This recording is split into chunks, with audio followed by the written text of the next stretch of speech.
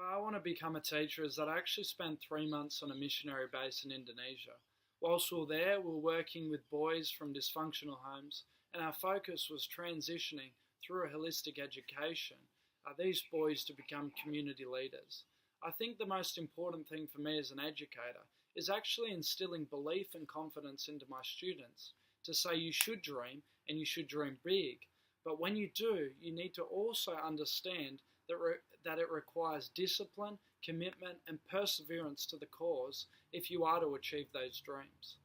I guess overall, for me personally, I'm really concerned about the internal character of my students as well, their well-being, and making sure that in the future, when opportunities arise, that they make the right decision based upon their own faith and morality, but also during the struggles of life, that they're set and ready to persevere regardless of the circumstance. So today we're looking at terrorism, which is a unit that I produced for a Year 11 class at the end of last year. And I think it's really important when studying such a politically charged term to not just give students a definition, but to actually, in order to actually stimulate their higher order thinking skills, we need them to understand the significance of what they're learning.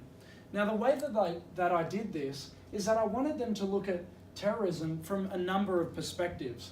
So one man's freedom fighter is actually another man's terrorist. So I think it's really important when we live in the West that we actually have a Western narrative. And I think it's important to expose the students to the other side of the argument. And the way that I did this is by going on to the next question that addresses and encapsulates perspectives. So what I wanted the students to do is, when thinking about defeating terrorism, do we kill the mosquito or do we drain the swamp?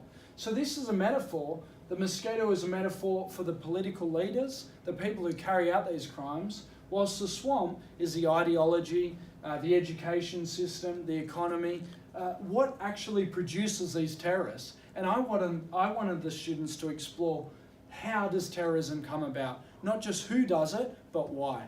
My family and friends would describe me as genuine.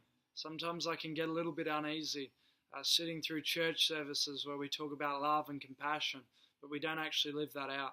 That was one of the major catalysts that led me to Asia, to Africa and South America.